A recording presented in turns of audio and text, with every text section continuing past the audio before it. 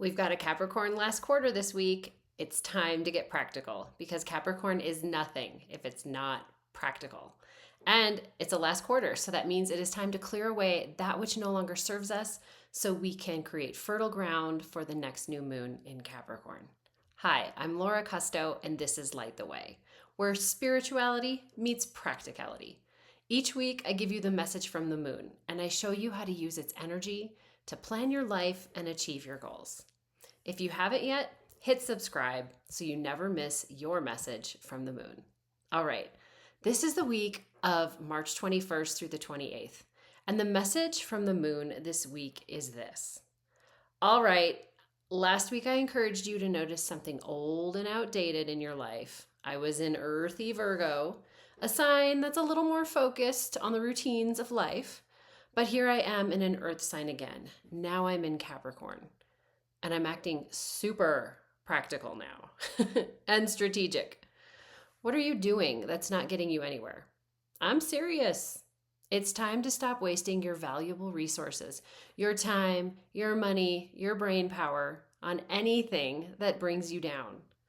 Now, I'll work with you to give you the clarity as to exactly what that is, but you have to take action. You have to let go of it this week. Woo, that is pretty heavy stuff, right? All right, let's look at it a little closer. First of all, a little lay of the land here. Mercury is currently retrograde, and so is Venus. The sun just moved into Aries, and we've had the spring equinox. And I gotta say, I really love this lineup of energy for a last quarter. Okay, let me explain why. The last quarter is a time to look back on your journey. Each last quarter is tied to a specific new moon, first quarter, and full moon. It is the end of the moon cycle, okay? And you've been working with it, whether you're conscious of it or not. Now, I'm going to give you the dates that you want to look back on here in a minute, but maybe grab a pen right now so you're ready, okay? But with Mercury and Venus retrograde, okay, this is great energy for review, which is what we need to do at a last quarter, okay? When a planet is retrograde, it appears to be moving backwards in the sky relative to us on Earth. So in the astrology charts, when a planet is retrograde, each day it moves backwards a little bit, meaning, if it's at 5 degrees Aries on Tuesday, by Wednesday, it might be at 4 or even 3, okay? It just depends on how fast it's moving, right? So it's going back over points that it has already passed over, right?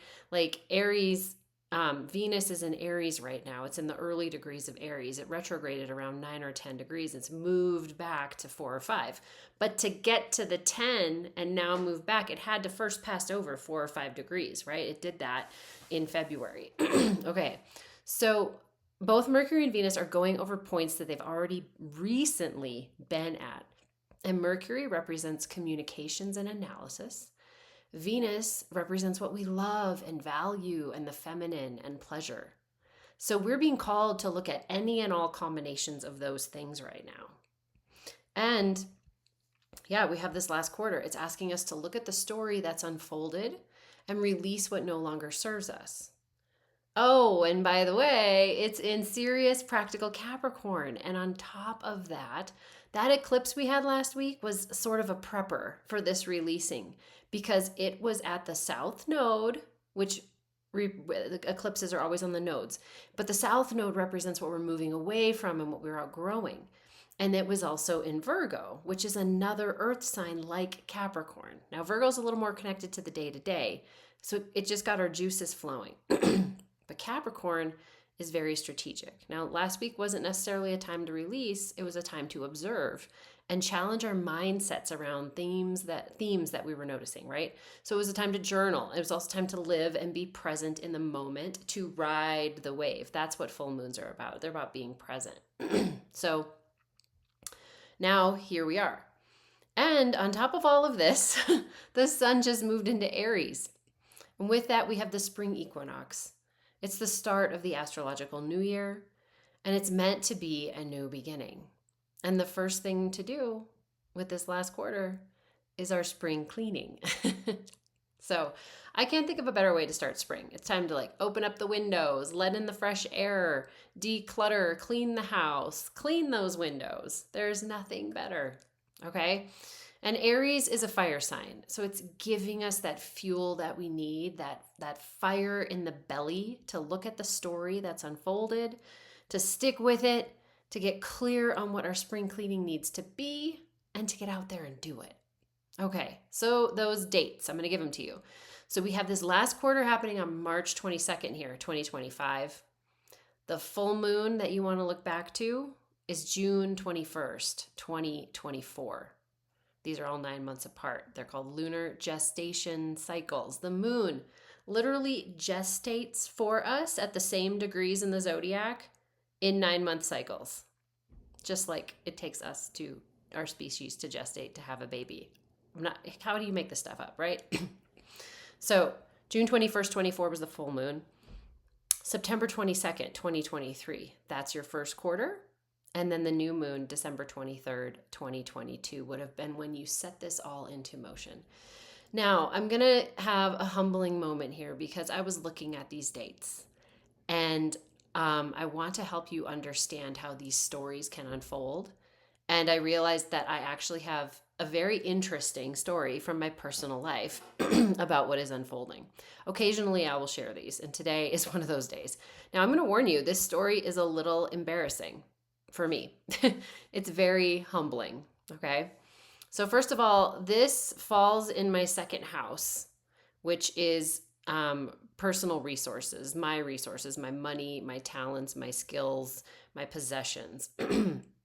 And this particular cycle of moon phases also falls right on my moon. And my moon rules my 8th house. Now, this is a little more advanced astrology here, right? But hang with me here. I was aware that the 8th house themes were also involved in this moon cycle. Now, the 8th house is the resources of others, okay? Other people's time, other people's money, their energy, their resources. And so I'm choosing with 8th house how my resources interact with their resources. Okay, so it's a lot of resources, my money, my time, my energy. Now, I went and looked back on that new moon I gave you, December 23rd, 2022. I looked back and I wrote down a really good intention. It was about having a lot of empty space in my life, having time, right? Resources, having peace and calm, how I wanted to feel, giving and receiving with ease and good boundaries, right? I knew that 8th house there too. But, I did some extra digging on my review here, and I talk about this every week. You need to go back and not only look at what you wrote, but what were you feeling? What was your self-talk? Okay. And I actually remembered that new moon, it was over Christmas, and I was easily able to recall what I was doing. It was just a very memorable time in my life because my life was very stressful. I was working at a job that had become increasingly frustrating, and I was really upset a lot of the time. I was in a leadership position, and I was upset with the dynamics around how my team was being leveraged by the company. And we were going into the holidays, and I didn't want my team to have to work overtime because we had a very demanding client. So I took it on. And that made me angry. I was trying to figure out how to protect my team from being overworked, but by stepping in to help, I was being overworked. And I didn't think that my company was doing enough to help set boundaries with this client. So I bring this up because this is an example of setting a really, really well-intended intention on one hand. I wrote down something great, but the energy within me was not good. Okay, then I moved on to the first quarter. And at that time, my dog was in the hospital. I had this dog that I'd had for almost 13 years. Life was stressful, and I ended up spending a lot of money on his care. At the time, I also made some last minute, small but sort of impulsive purchases. And then on top of that, I sold an investment, and I was talking with my advisor about an aggressive investment strategy that I eventually did implement. So I was taking some really interesting steps, right? But my energy around all of that, my energy was one of lack. My dog was in the hospital due to an accident here that I could have prevented. We eventually lost him. It was awful. I was also selling that investment. The investment I was selling it because I was frustrated in its performance, and I also sold it at a loss. And the new investment strategy, I was being aggressive because I wanted to make up returns. All right. Do you see how the energy is kind of a continuation? Then on the full moon, well, those in the aggressive investments that I made, they turned out to be a Ponzi scheme. Not just one of the investments. It was two investments that were Ponzi schemes. So looking at it now, the universe gave me back the energy that I was in on that new moon and on that first quarter. I was upset and I was angry at others for not doing the right thing. That was the new moon. And then at the full moon, I was given the opportunity to be angry and upset with others for not doing the right thing, right? For doing a Ponzi scheme. And then the energy of that first quarter, the actions that I took, they were really rooted in lack. And at the full moon, I was given lack. I was given a loss. I was given a big, big loss. All right. And now here I am at the last quarter and I'm putting these pieces together. And, I've known about these pieces for a while. I've known, about the Ponzi scheme. And I remember the time my dog died and, the mood I was in. And I do remember that Christmas. What I didn't realize until this last quarter was the full story. And this is the first time that I've looked at them holistically and with some time, right? Some distance from that revelation of the Ponzi scheme. That's important. And so the divine design of the moon's patterning here is what makes this possible. I wouldn't be able to have the calmness or the perspective on this had I not had 9 months since that Ponzi scheme to digest it all.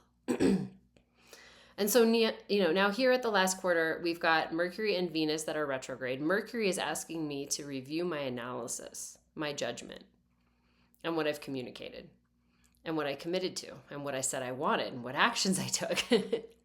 And Venus retrograde, Venus rules values and money. And and the fact that it's falling in my chart in the area of money and resources and time. And there's this element of the 8th house too, others resources and time. So the Mercury Venus thing is very applicable here to my story. Now I haven't pinpointed it yet, but that's part of the fun and part of the process. Now, fun might seem like a crazy word to use, especially here as I'm talking about a story of loss. But what I'm getting at is that because I see the synchronicities and the clarity of the energy that I put into this, totally equaling the energy that I'm getting back, like it's a negative, seemingly negative thing that's happening here, but it's showing me proof that it works. And I am, if nothing else, so grateful that we are finally here at this last quarter. And I know that it's calling me to stay open, have faith, stay open that there will be a possibility that crosses my path that allows me to clear this energy out. And I got to tell you, yes, I'm going to stay open because I want this cleared out more than anything, right? I don't want to be planting my next new moon intentions in my second house on top of this. This has to go, okay? So if you'd like to learn more about last quarter energy and how and why we work with it this way, check out this video that I made all about the last quarter. All right, I hope that you look at those dates for yourself and you go back and find your story. And if you find it, I would love to hear from you, okay? Let me know in the comments. Okay, a few more things happening this week because that was just the last quarter on Saturday, the 22nd. Also on the 22nd, the sun conjoins Venus. So this same day, just a little bit after this precise moment of the last quarter, we have some merging of the energy here with the sun and Venus. Now I see this as strengthening our sense of self here for a moment. It's merging of the sun, which is our sense of self, with our values, with beauty. And, with Venus retrograde, it is reminding us of our own self-worth. What a great aspect to have on the last quarter as we're thinking about these things. Okay, it's super helpful. Then on March 24th, just a couple days later, this is Monday, we have Mercury merging with the sun. So this, again, is the sun, our sense of self, merging with communications and analysis. So we'll have another moment where we're best able to analyze and perhaps communicate or have a conversation with someone around some realizations that we made about our own sense of self-worth. I'll tell you, that's how I'm going to use it. So you go ahead and play with that. But there is action to be taken, right? And ideally, we find that action and we take it earlier in the week through about Wednesday, the 26th. That's because as we move into the 27th, we have a couple other aspects surfacing and we do start to get into the energy of the new moon. So, my advice, if you realize that you need to take some big action, then what you want to do with the 26th is make a plan to take the action, okay? Book a call with someone, schedule a meeting with someone, send the email to start the process of clearing out what needs to go, okay? All right, then Thursday the 27th, we get into the energy of the new moon that is happening in Aries on March 29th. All right, now also that day on the 27th, we have Venus retrograde leaving Aries. It's backing right up into Pisces again. And Venus loves being in Pisces. It's exalted in Pisces. But then a few hours later, it joins up with Neptune at about 29 degrees. Now, this is the final degree of Pisces. It's the final degree of the zodiac, which is so powerful. Okay, so anytime a planet is at the very last degree of a sign, it's called the anaretic degree, and it's said to be more powerful, and the planet takes on a more powerful expression of that sign. And so we have that going on, but it's also at the very last degree of Pisces, which ends the zodiac because Aries begins it. Okay, so we have Venus, which is exalted in Pisces, meeting up with Neptune, who, by the way, rules Pisces at the very last degree of Pisces. So this energy coming together of these two planets, and we had this recently because of the Venus retrograde motion. Venus moves really fast. Neptune moves really slow. So Venus passed over Neptune and now it's backed up and it's meeting up with Neptune again. But what we had was on February 1st, these two planets conjoined for the first time. Now, when they come together, it is this mixing of pleasure and dreaminess. That's what the energy is. So think back to February 1st when that first happened.